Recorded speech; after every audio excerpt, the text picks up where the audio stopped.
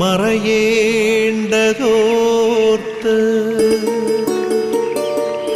ചന്ദ്രനക്ഷത്രാദികൾ വിതുമ്പുമ്പോൾ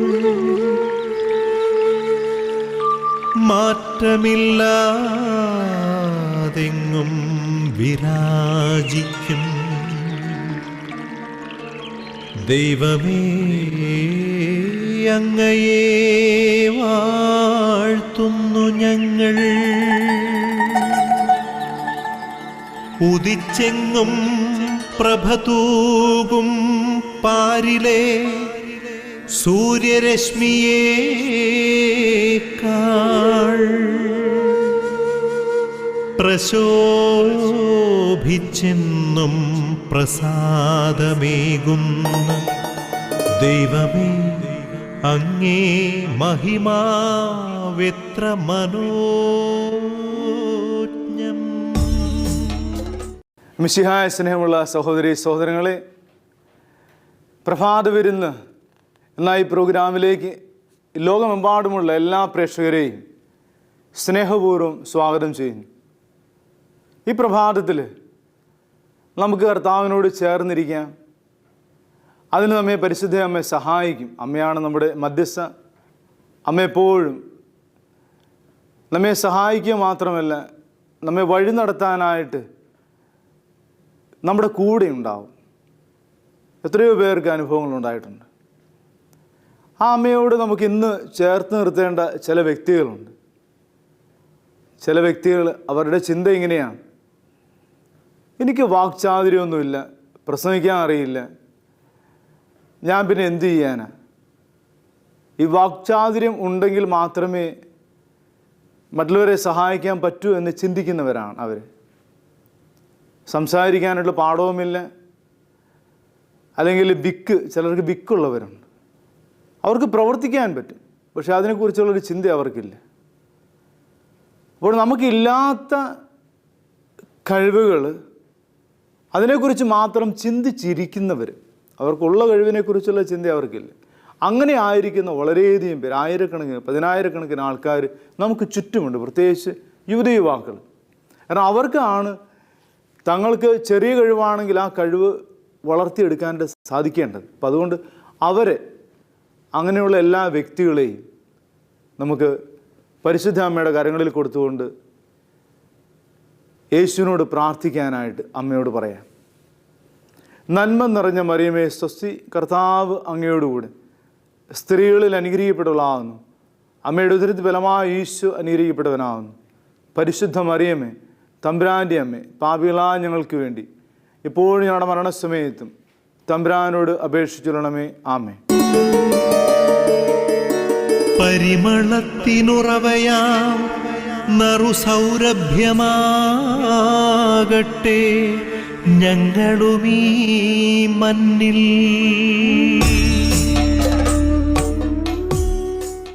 കർത്താവിൻ്റെ വചനത്തിനായിട്ട് നമുക്ക് കാതോർക്കാം. ഇന്ന് വചനം നമ്മോട് എന്താണ് പറയുന്നത്? ആ വചനത്തിലൂടെ നമ്മുടെ ജീവിതത്തെ മാറ്റിമറിക്കാനായിട്ട് ദൈവത്തിന് സാധിക്കും. അതിന് നാം വചനത്തോട് ചേർന്ന് നിൽക്കുക. നമുക്ക് വചനം ശ്രവിക്കാം. പുറപ്പാടിൻ്റെ പുസ്തകം 4-ാം അധ്യായം 10 മുതലുള്ള വചനങ്ങൾ.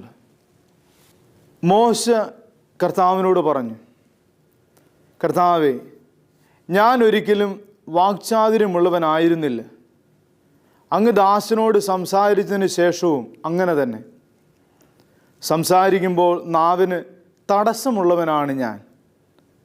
കർത്താവിനോട് ചോദിച്ചു: ആരാണ് മനുഷ്യന് സംസാരശക്തി നൽകിയത്? ആരാണ് അവനെ മൂകനോ ബധിരനോ കാഴ്ചയുള്ളവനോ കുരുടനോ ആക്കുന്നത്?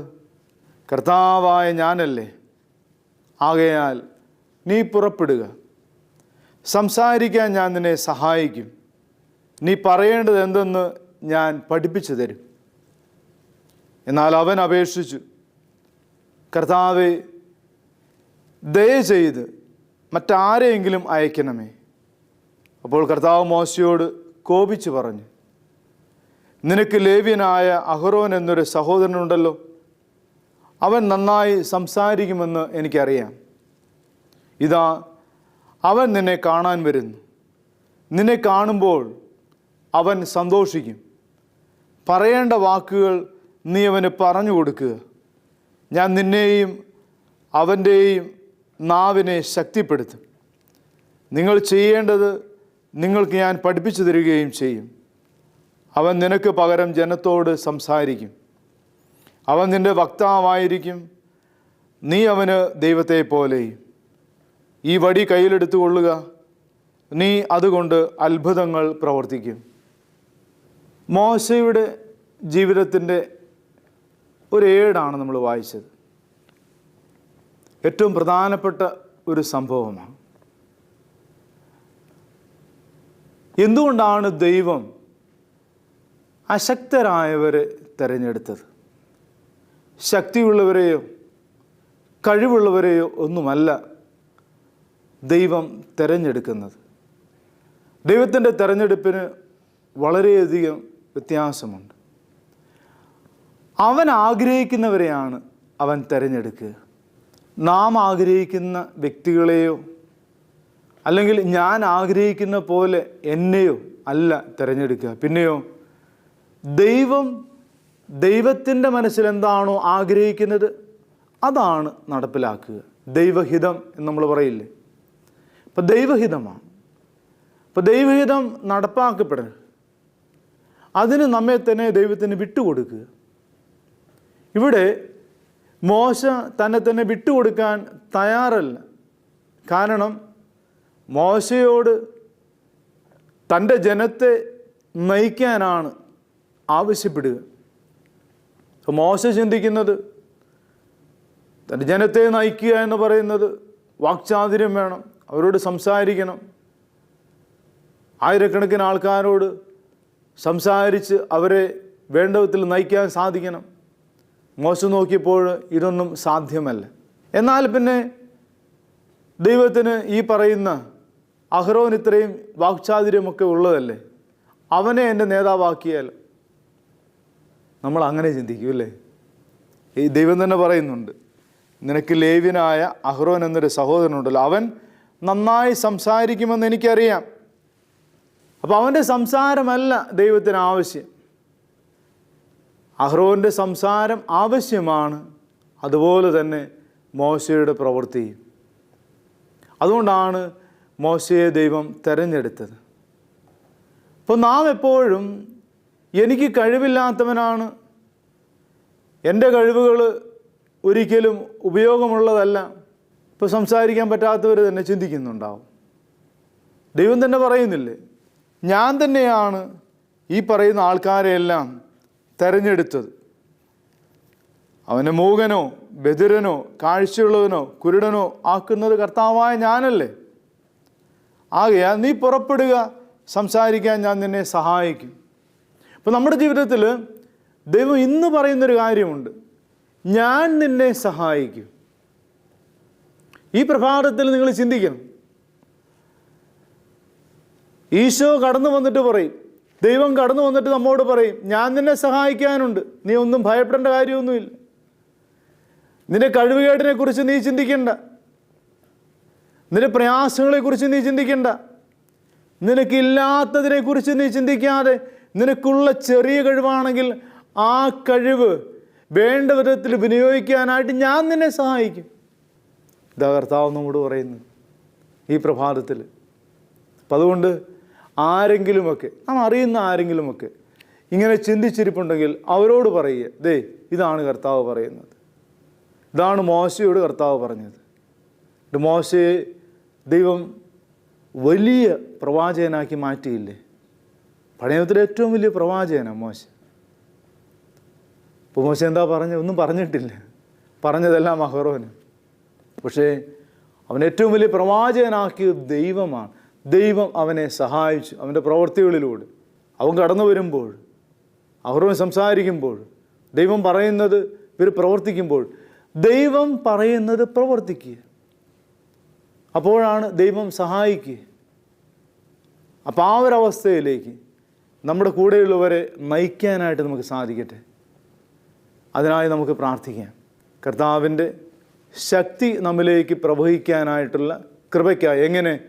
ദൈവം എന്നെ സഹായിക്കും. കർത്താവിൻ്റെ വചനം നമ്മുടെ ഹൃദയത്തിലുണ്ടാകട്ടെ. ആകയാൽ നീ പുറപ്പെടുക, സംസാരിക്കാൻ ഞാൻ നിന്നെ സഹായിക്കും, ഞാൻ നിന്നെ സഹായിക്കും. ദൈവം എന്നെ സഹായിക്കുമെന്നുള്ള ഉത്തമ ബോധ്യത്തോടെ, വിശ്വാസത്തോടെ നമുക്ക് പ്രാർത്ഥിക്കാം.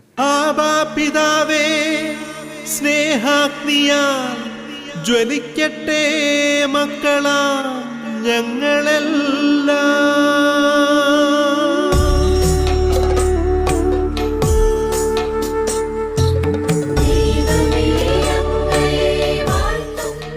നമുക്ക് പ്രാർത്ഥിക്കാം. പിതാവും പുത്രനും പരിശുദ്ധാത്മാവുമായ സർവേശ്വരൻ, ഞങ്ങളങ്ങെ ആരാധിക്കുന്നു, സ്തുതിക്കുന്നു, നന്ദി പറയുന്നു. ഞങ്ങൾ പ്രാർത്ഥിക്കാനായിട്ട് അറിയില്ലാത്തവരാണ്.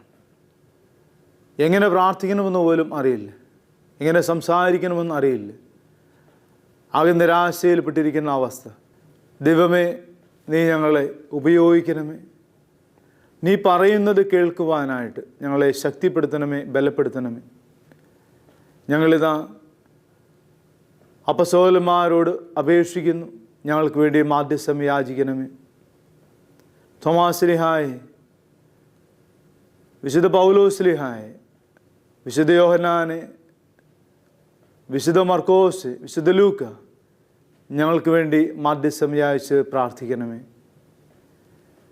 ഞങ്ങളുടെ പുണ്യവാന്മാരെ, പുണ്യവതികളെ, വിശുദ്ധരെ, ധന്യരെ, വന്ദകരെ ഞങ്ങൾക്ക് വേണ്ടി മാധ്യസ്ഥം യാചിച്ച് പ്രാർത്ഥിക്കണമേ.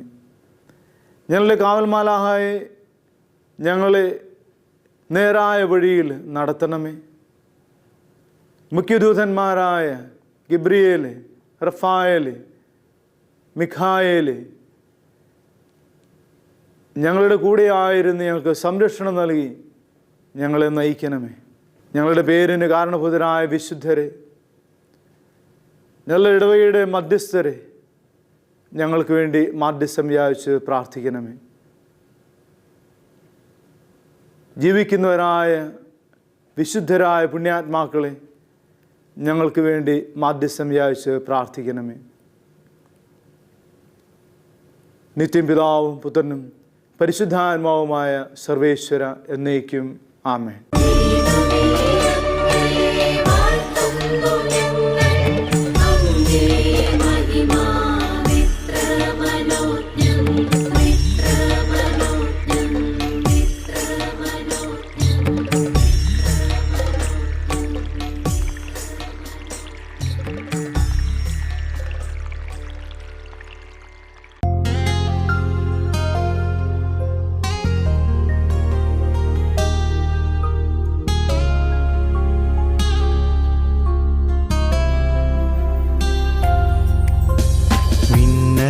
ചിറകുമായി അലയാഴികൾക്കുമേൽ പറന്നു പറന്നു പറന്നു പോയിടാ. അടയാളങ്ങളായി ഇനി ലോകാതിർത്തികൾ കടന്നു കടന്നു കടന്നു പാറിടാ. തിരുവചനത്തിൻ സാക്ഷികളാകാൻ ഉണർന്നെണീറ്റിടാം. ആത്മാവിൻ നവശക്തി ധരിക്കാൻ വചനം ധ്യാനിക്കാം. വചനത്തീ മഴ പെയ്യട്ടെ, ആത്മാവിൻ കനലെരിയട്ടെ. ആളിക്കത്തി തീക്കാറ്റായി ഒരു പുതുയുഗമായി മാറട്ടെ. ഒരു യുഗം ഇത് പുതുയുഗം, ഒരു യുഗം പുതുയുഗം, ഒരു യുഗം ഇത് പുതുയുഗം, ഒരു യുഗം പുതുയുഗം. മിന്നൽ ചിറകുമായി അലയാഴികൾക്കുമേൽ പറന്നു പറന്നു പറന്നു പോയിടാ.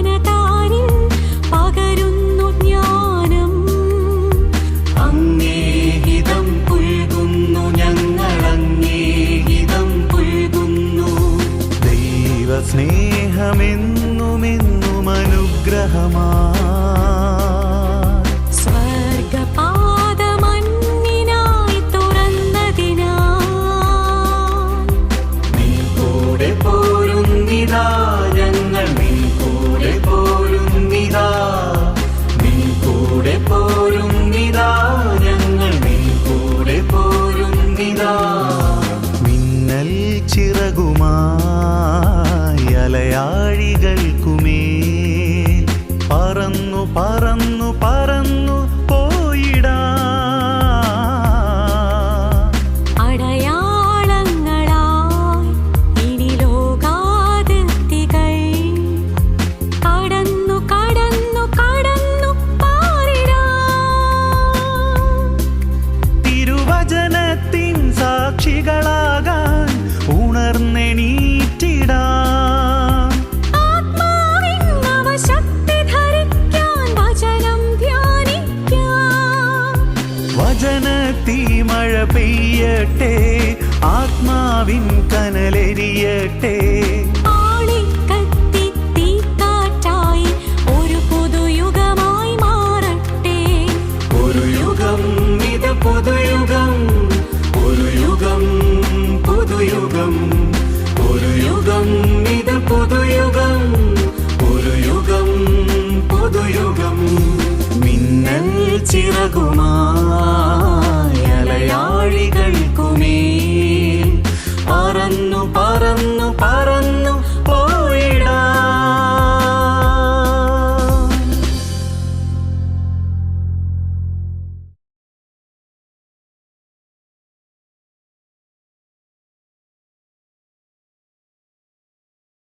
നാം കർത്താവിൻ്റെ ആശീർവാദം സ്വീകരിക്കാൻ പോകുന്ന നിമിഷങ്ങളാണ്.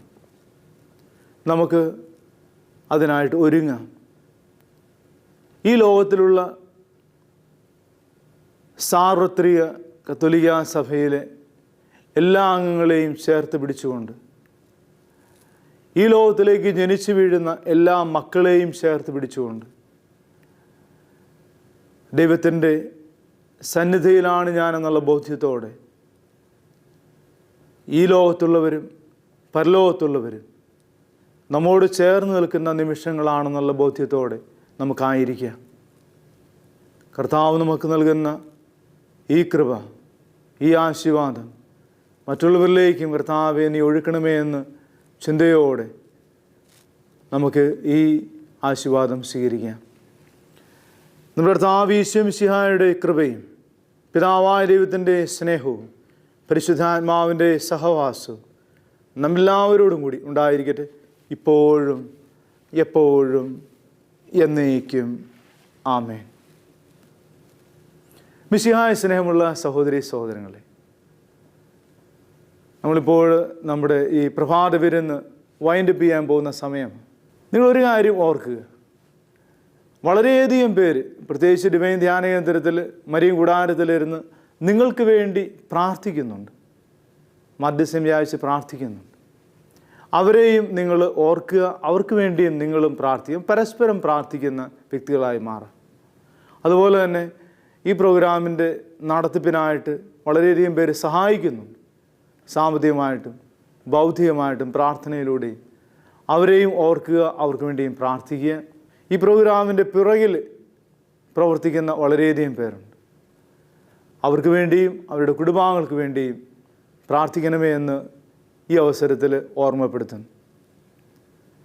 ഈ ദിവസം, ഈ പ്രഭാതവും ഈ ദിവസം മുഴുവനും മറ്റുള്ളവരെയും ഈ പ്രോഗ്രാമിലേക്ക് ആനയിക്കുവാനായിട്ട് നിങ്ങൾക്ക് കഴിയാവുന്ന വിധത്തിൽ പ്രവർത്തിക്കുക, മറ്റുള്ളവരോട് ഇത് പറയുക. ഇങ്ങനെയൊരു പ്രോഗ്രാം ഗുഡ്നസ് ടി വിയിലുണ്ട്, പ്രഭാത വിരുന്ന്, അതിൽ പങ്കെടുക്കാനായിട്ട് നിങ്ങൾക്കെല്ലാം സാധിക്കുമെങ്കിൽ അതിനുള്ള കാര്യങ്ങൾ ചെയ്തു കൊടുക്കാൻ നിങ്ങൾക്കും ഇടവരട്ടെ എന്ന് പ്രത്യേകമായിട്ട് ഞങ്ങൾ ഓർമ്മപ്പെടുത്തുന്നു. എല്ലാവരെയും നല്ലൊരു ദിവസം ദൈവം നൽകി അനുഗ്രഹിക്കട്ടെ എന്ന് പ്രാർത്ഥിച്ചുകൊണ്ട് നല്ല ഒരു ദിവസം നിങ്ങൾക്ക് ആശംസിക്കുന്നു.